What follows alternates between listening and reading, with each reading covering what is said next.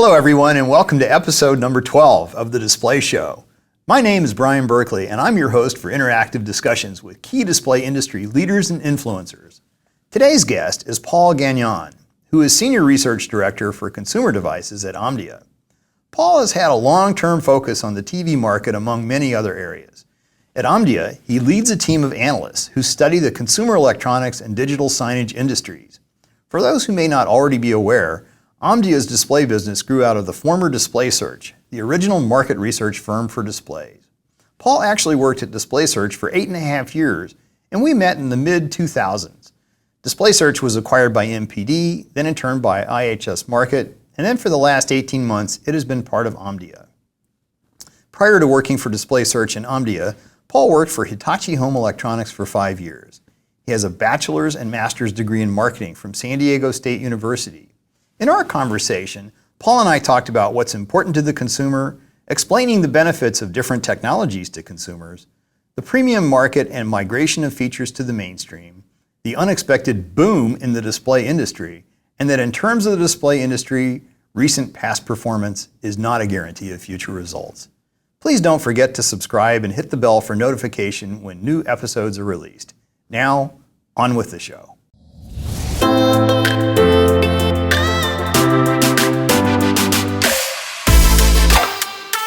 Paul, thanks for joining us and welcome to the Display Show. Thanks. Good to be here, Brian. Great. First, we should start with Omdia. Would you like to say a few words about what your company does and the services it offers? Yeah, so Omdia is a relatively new research brand. We are part of the Informa Group, and specifically in the Informa Tech division within the Informa Group. Informa is a large company that does media, research, events, about 10,000 people worldwide based out of London. Omdia is a group of 400 analysts, give or take, that run lots of different areas of research, from my group, which is focused on consumer electronics and Pro AV applications within a larger group that also does displays and semiconductors research. But Omdia does research in media, service provider, automotive, enterprise IT, cybersecurity, AI, all kinds of different areas. So our group is focused specifically on consumer electronics and display applications like Pro AV. Where do you guys source your information? Our primary method of research is to actually go out and survey the device makers themselves directly. That's been our prototypical methodology that we've used for many, many years. So on a quarterly basis, we're reaching out to the major global CE companies to collect their shipment data, try to parse that by features, technology, geography, et cetera. And then we also do a lot of research within the supply chain, talking to OEMs, component manufacturers, display manufacturers, so we can kind of triangulate the results behind the scenes. Well, I noted in the preview that you especially have expertise in consumer displays and signage, and in fact, you just mentioned that here. So we'll get into some detail on those shortly. But I want to go back to your presentation at the SID 2021 Business Conference. One of your first slides stated, from doom and gloom to boom and zoom. And so what did you mean by that? Well, at the beginning of 2020, when the pandemic hit, I think there's very few people worldwide who kind of knew what to expect. And, the initial view from, our analysts as well as from industry contacts as well was, wow, this is going to lead to a big decline in demand for a lot of products as people kind of hunker down and take on that bunker mentality.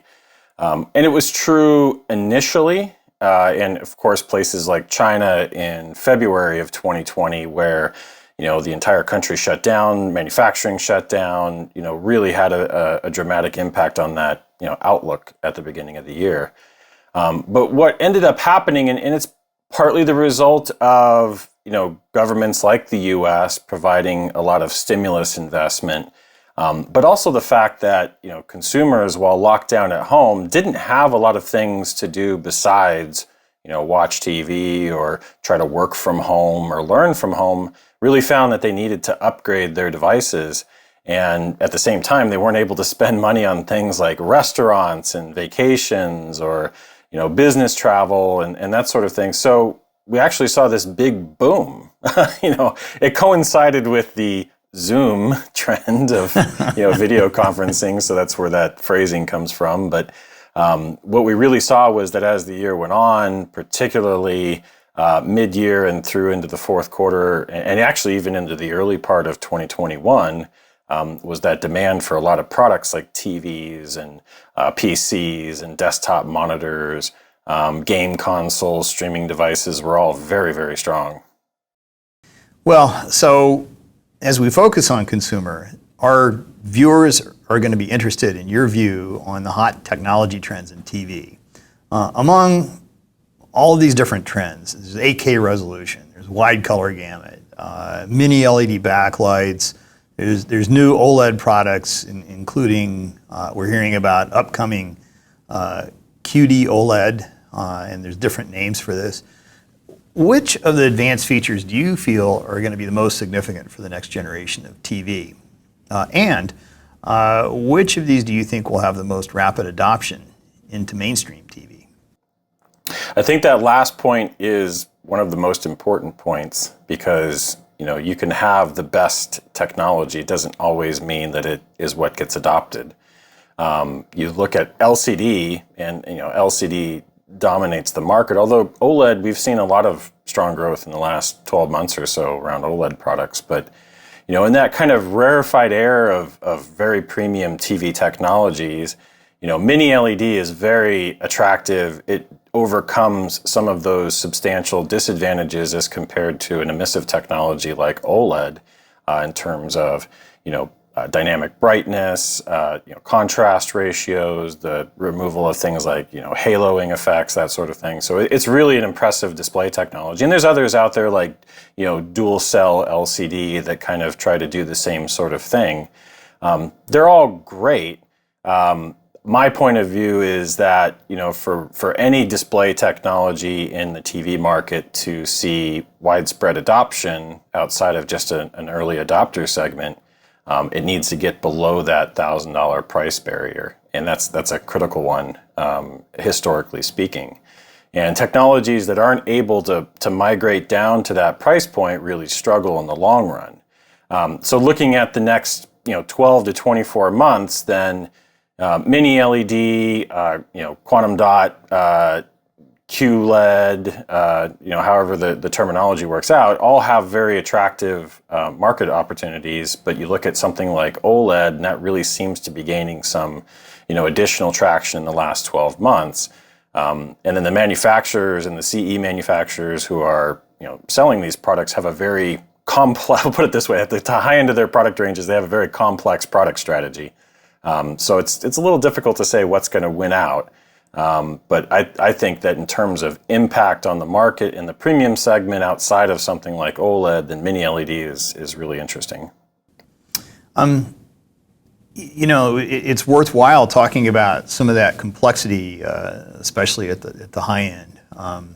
And the high end, I always watch it because of, to your point, it may not be mainstream, but what happens is that some of those features become cheaper over time, and then they end up migrating into the peak of the bell curve and see a lot more mainstream adoption. So in the past, we saw some of the biggest names in TV just taking some very different technological approaches for their flagship products. For one, Samsung has been focused on LCDs with quantum dots, and you mentioned it, they've called that as QLED, while LG has emphasized their white OLED TV. But this year, something happened at CES. We saw that LG introduced a quantum dot-based TV that they've called as QNED, I guess. And that's now become available in the US more recently. And at least Samsung Display has publicly announced their intent to bring a quantum dot-based OLED TV panel to market, in fact, this year. So do you think that the biggest players are getting closer in terms of technology, and what do you think this means for the industry?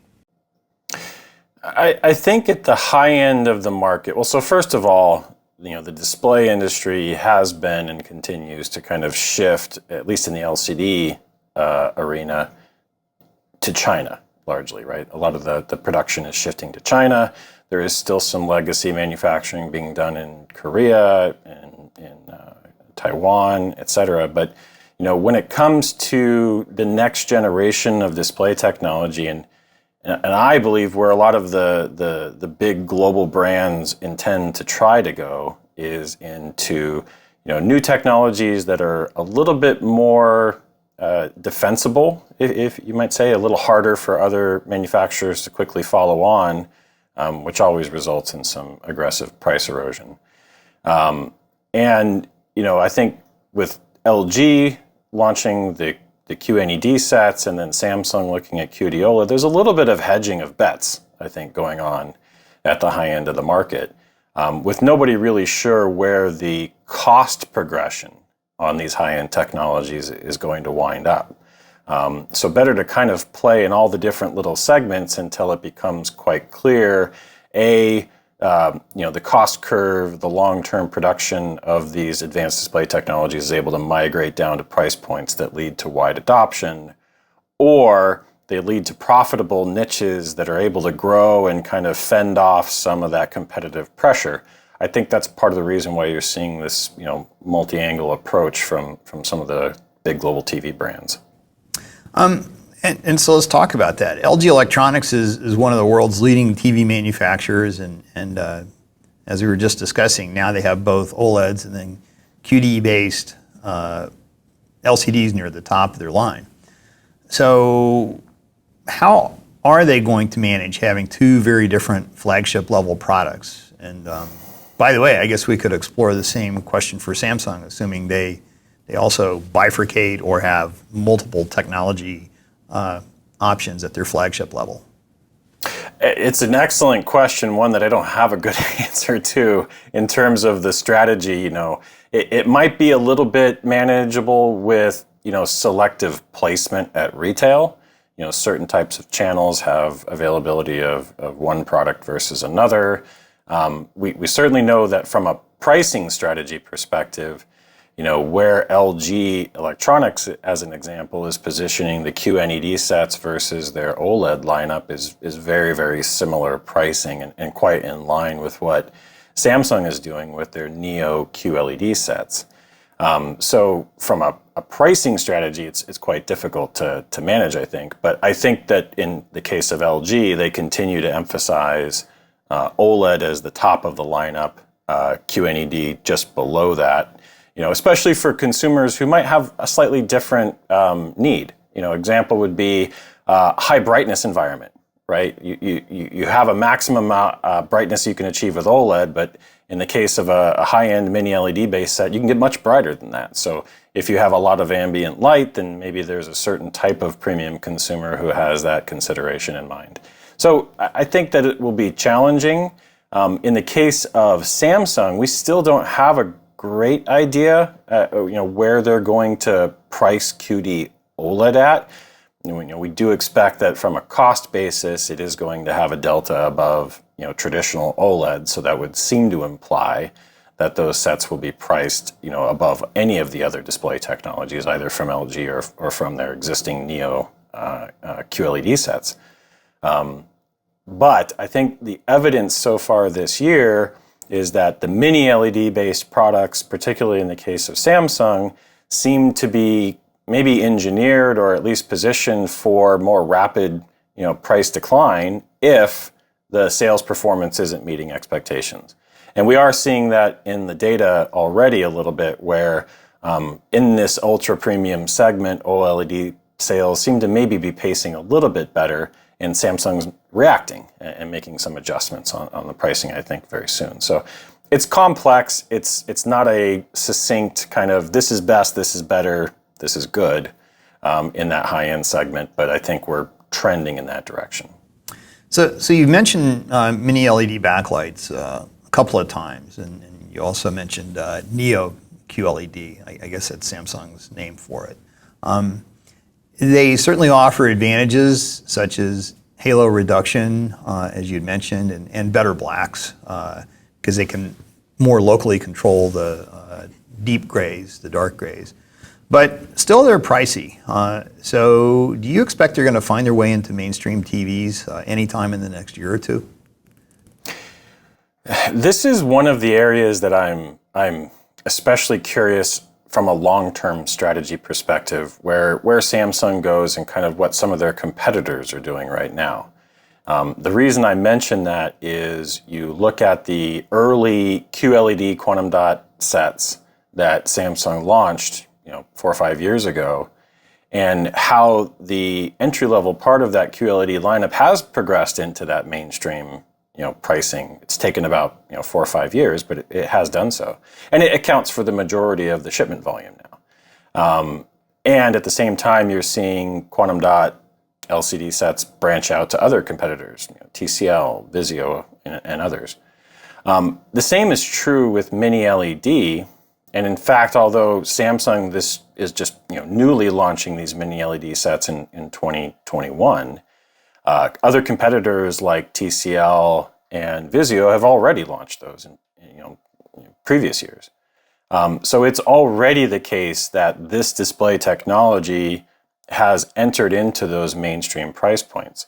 At the same time, though, there is some, I would say there's some friendly disagreement in the industry about exactly what qualifies as a quote-unquote mini LED set. There is no standardization of this terminology. Is it the density? Is it the number of zones? Is it the size of the chip? All of those are criteria, but nobody can agree on what classifies a product as a mini LED set or not.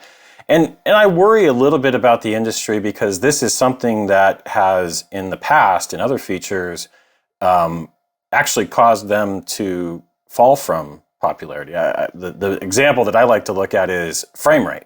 High refresh rate LCDs.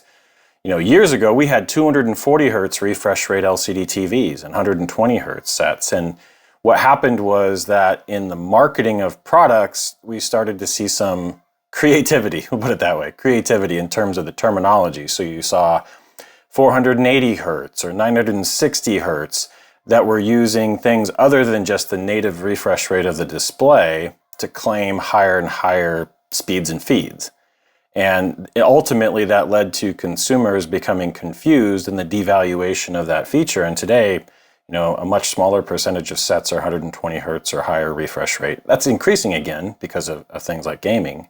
But I do worry that something like mini LED, because there isn't really a well agreed upon definition in the industry, kind of starts to head in that direction where any set with full array local dimming might be claimed to be a mini LED by some TV brand or another.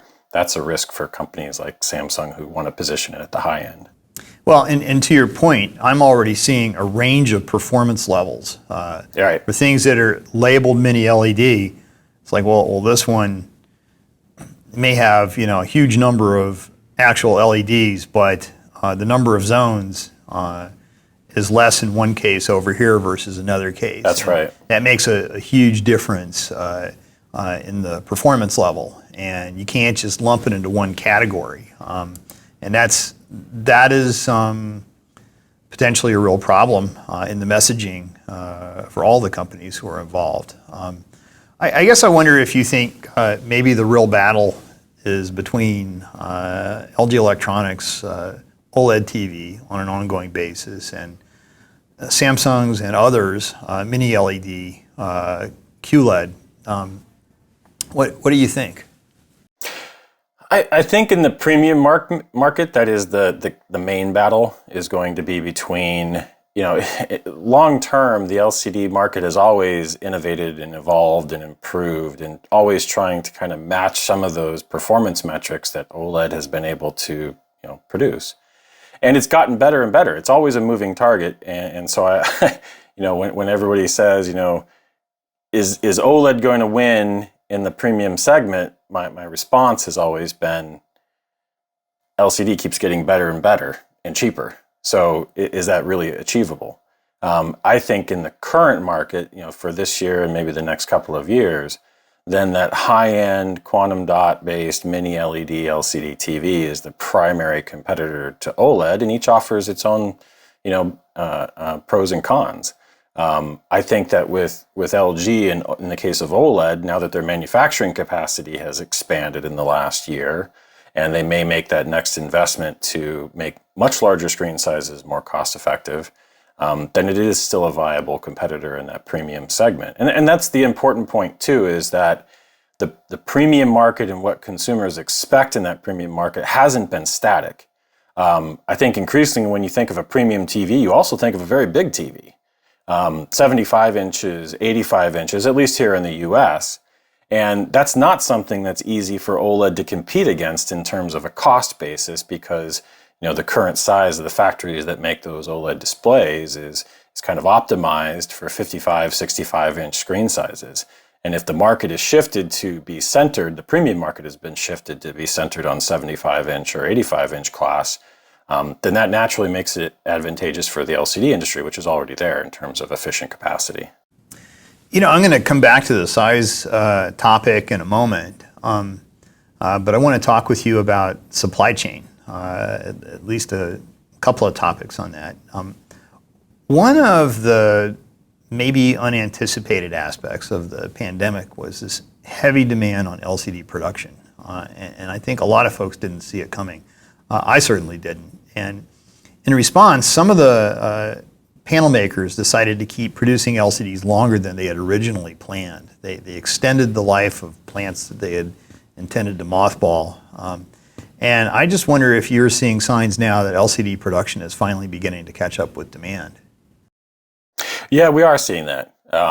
You're right. If you looked at the beginning of the year last year, Samsung, LG Display had been expecting to, shut down or convert some of their LCD factories in Korea. But when the pandemic hit and that, gloom turned to boom, then demand for lots of different products that use displays, desktop monitors, computers, TVs, accelerated so much that, we've basically been in a shortage situation since about July, August of last year. And that rise in price associated with that shortfall has been, in some cases, 100 to 150% of where it was a year ago, has led to a lot of profitability for the display industry. And, some of those mothballing plans got postponed. But I think that at this point, mid-year in 2021, we are now coming back into that balance situation. We don't see panel prices going up as aggressively as we did, say, earlier this year. I do think that we will start to transition away from a tight supply situation and a rising price situation over the next 6 months. So, Paul, what about the semiconductor shortage? How is that affecting our industry? Yeah, it's definitely having an impact. In the display industry itself, shortages of things like display driver ICs have been a persistent issue for a while. In the case of the IT market, so notebook PCs and those areas, it has affected availability of GPUs, to some degree CPUs, not quite as much, but any power IC related components, things like the input output controllers have been affected as well. I've heard Asus was talking about it in their last earnings call.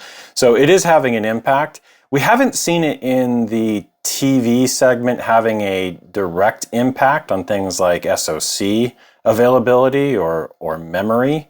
But there probably are small spot shortages for some of the smaller volume type brands who don't have as much bargaining power in terms of allocation, where there could be some spotty issues. But overall, it's not been as severe of an impact as it has in, say, the automotive industry or some other areas. The types of chips that are in shortage affect those industries more than they do the CE industry. But yeah, it is having some small impact. It's interesting. I was listening to the Apple earnings call recently, and Tim Cook was saying it wasn't so much the more advanced nodes, that are producing the highest end chips, but as you mentioned, like the driver ICs, some of the older nodes, is where some of the shortages have occurred, and of course, everything matters. So, turning to other display technology.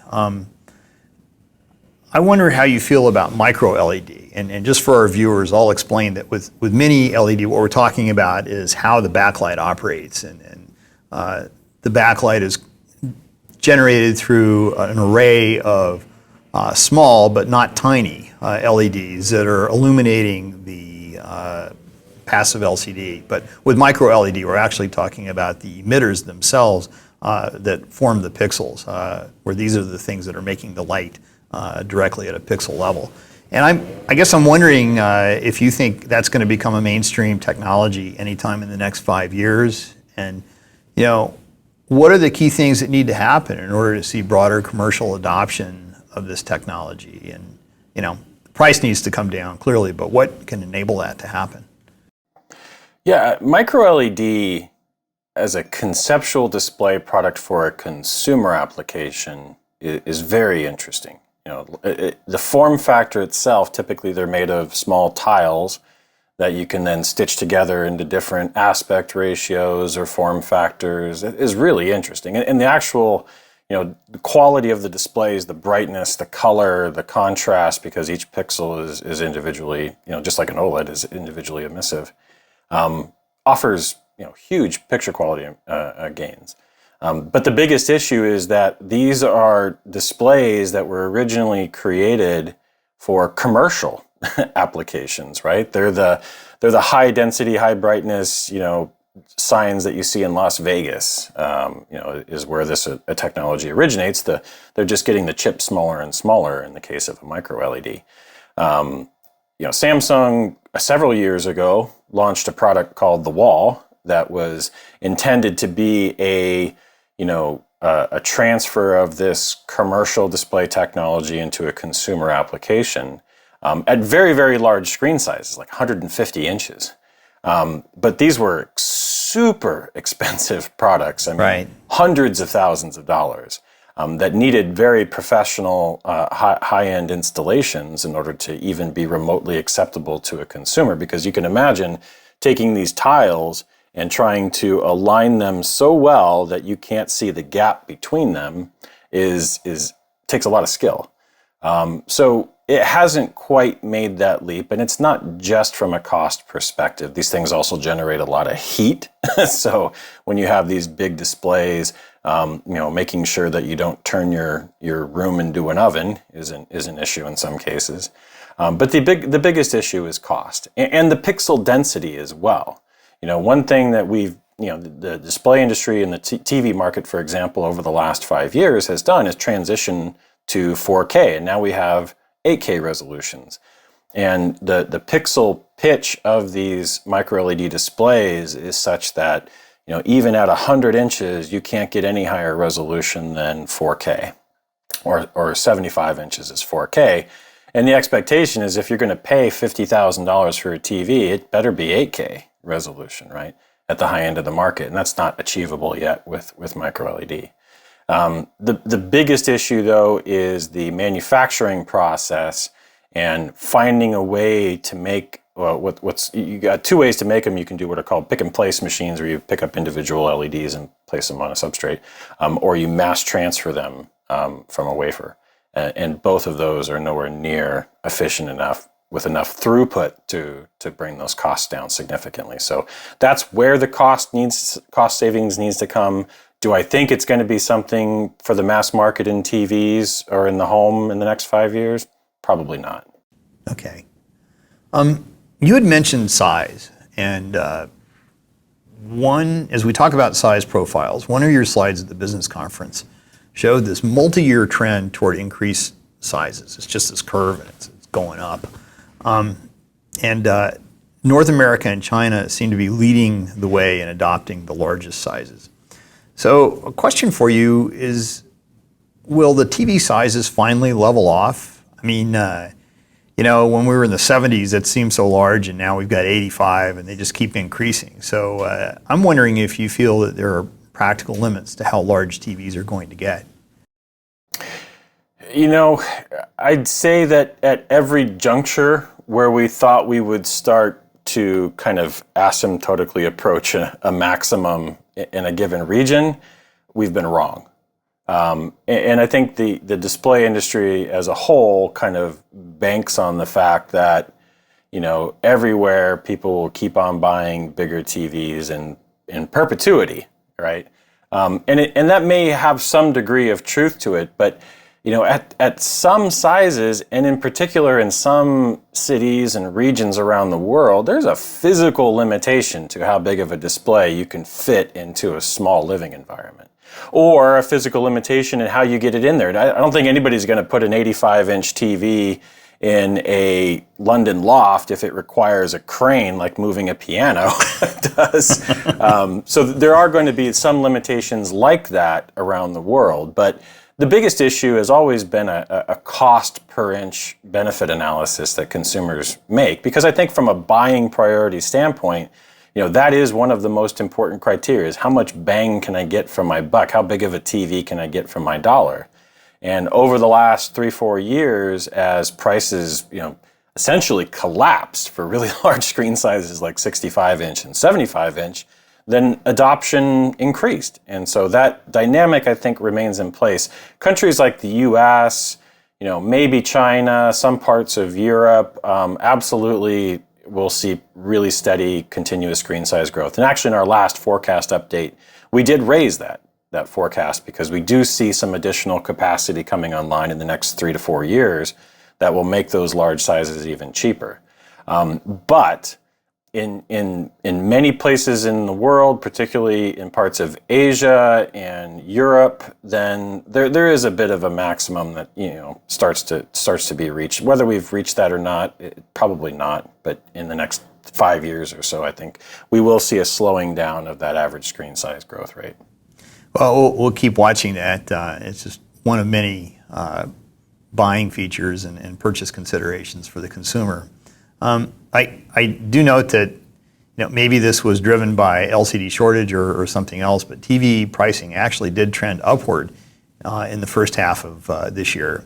And I'm wondering if you expect that this recent inflationary trend is going to continue, where the industry might see further erosion in price performance, and whether this increasing price trend for consumer TVs is going to continue.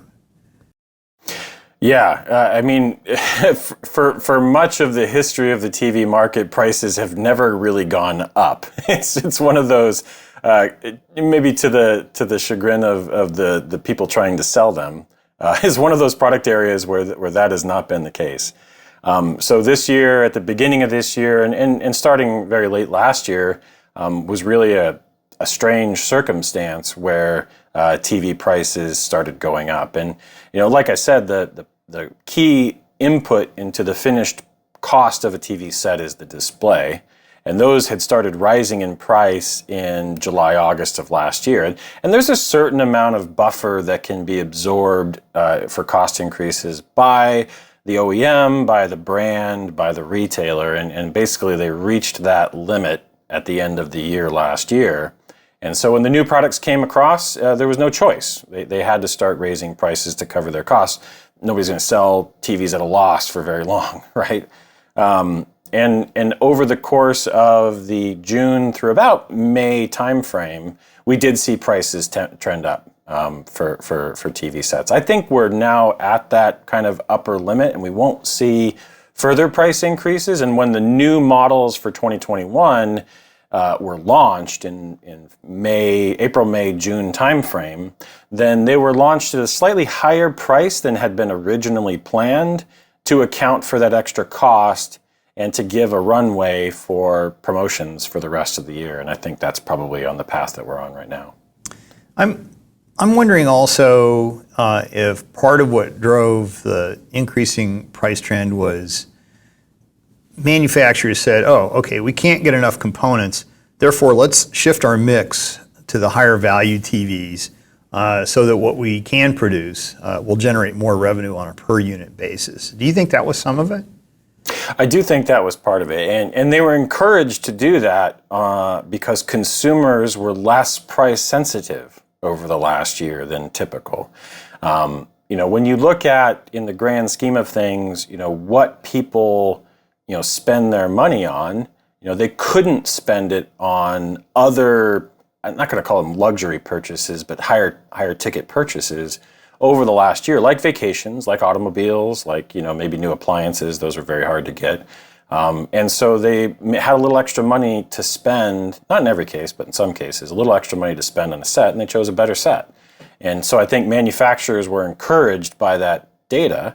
At the same time, retailers, knowing that they had a hot product category and that there were still some pending availability issues, didn't promote deep discounts on their products as much. And so because of that, consumers weren't, enticed off of, let's say, a mid-range model or a high-end model to go chase an exceptional price on a low-end model. I think maybe temporarily, hopefully maybe permanently, retailers have gotten off the deep discount treadmill for the time being.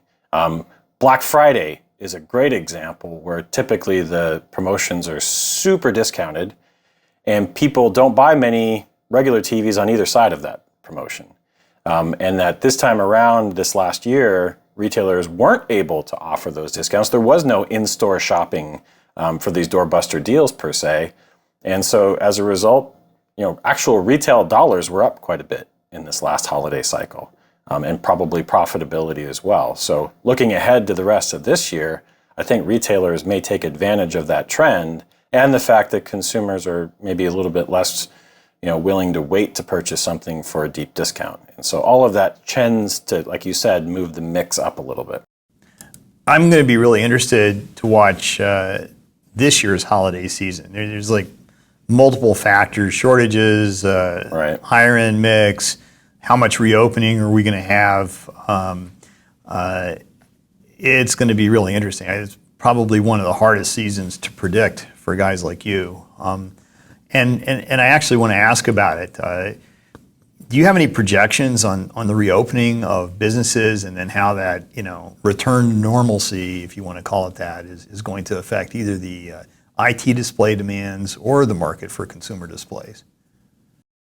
Yeah, initially this year, at the beginning of the year, we kind of ran in the assumption that the conditions were similar to what we had throughout, especially the second half of last year, where, there's lockdowns in some places or, business restrictions in some places. And so people were still at home. We had some additional spending on stimulus from the government earlier this year.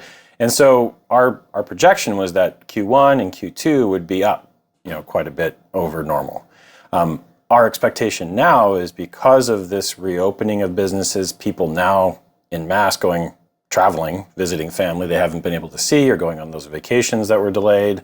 And the fact that people are going back to businesses, working in offices or working physically where they had been working remotely means that demand for entertainment-based products is probably settling back down into not a below normal cadence, but an at normal cadence. And that's our expectation for TVs, for example, for the fourth quarter holiday season this year is that, sales will approach kind of more 2019 type levels rather than the accelerated 2020 levels. And then, maybe the next few years after will be down a little bit.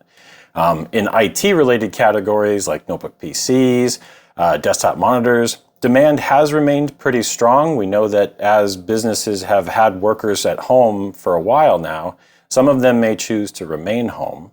You'll have much more of this flexible hybrid structure, and we could see businesses investing in some additional IT for that kind of flexible support. And the fact that the component shortages did mean that a lot of demand from the first half of this year, or latter part of last year, is still being fulfilled. So probably for the next 6 months or so, demand will still be positive for IT categories. At the same time, this accelerated demand for a couple of years means that we have pulled in some of those replacement purchases that might be happening in the next 2 or 3 years, and so probably there'll be a bit of a decline or softness after that. With a return to normalcy, if you will, would you like to say anything about digital signage trends? Are people getting out more? Are we going to see a pickup in that category? Yeah, throughout 2020, spending for digital signage, corporate boardrooms, LED video signage, information displays all dipped. Businesses were trying to conserve cash as much as possible, and because people weren't moving out and about, there was less need for that investment. Digital outdoor advertising was down, all those sorts of things. So we did see a dip in 2020, but we have seen a bounce back so far this year through the first half of the year, and we do think that that will continue as people are out and about more. There's more advertising eyeballs available for digital outdoor advertising, and so there will be some equipment and spending investment. And the fact that people are going back to corporate boardrooms means that IT departments at businesses are looking to upgrade their gear, especially because we have this hybrid working environment where that video conferencing aspect is much more critical. So there needs to be some equipment upgrading going on in corporate locations. So all of that will lead to a pretty strong bounce back, particularly second half of this year and heading into 2022. Yeah, I'm literally sitting in a conference room right now that just went through exactly what you described, where they upgraded the projection display that they had with, more of a digital signage type display right here in this room. So there's one real-time anecdote that backs up what you're saying. Well, going back to consumer, I would like to get a final view from you on what are the most important consumer buying criteria for TVs. Is it all about price, or do features matter? Price is important, but I think maybe a little bit less so than it had been over the past couple of years. I think that consumers in general, when they are making purchases right now, are less inclined to treat those purchases as kind of disposable purchases, if you will. So investing a little bit more in quality, maybe from a brand that you trust or you're familiar with, is more important than it was when you're just trying to buy the biggest TV for the cheapest price that you could previous to this last 2 years.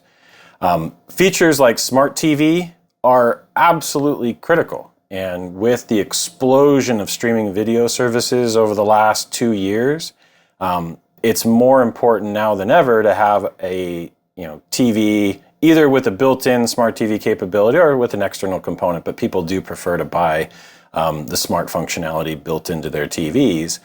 To have a platform that is updated and will remain updated. So, we look at, for example, how long do smart TV platforms, exist before they kind of fall out of, being updated. They either don't have the hardware to keep pace with modern video streaming services, or the app developers stopped updating the apps for those older sets. So that's one of the key reasons people go out and buy new TVs these days, is to get the latest and greatest, smart TV platform. So that's a really important feature. And then beyond that, things like the display technology, I'm not so sure that the retailers and the manufacturers have done an excellent job of educating consumers about what those different technologies mean or what benefits they convey. So I think it is a matter of people going into stores and still doing that eyeball check, to kick the tires, if you will, before they purchase a TV. And that's not something that they've been able to do for the last year in large part. So I think we'll see a return to some of that. But you look at how retailers are investing in the sales platform of the future. They're embracing the transition to online sales, and that's a platform that's more challenging for consumers to kind of understand what each of these different features mean. So it's going to take some significant effort on the part of retailers and brands who sell those products at those retailers to upgrade those education platforms online to convince consumers to buy those other features. So one of the things that you just mentioned then is as an important feature is connectivity and field upgradability. So looking not only for TVs but for all displays, what do you think are the most important trends?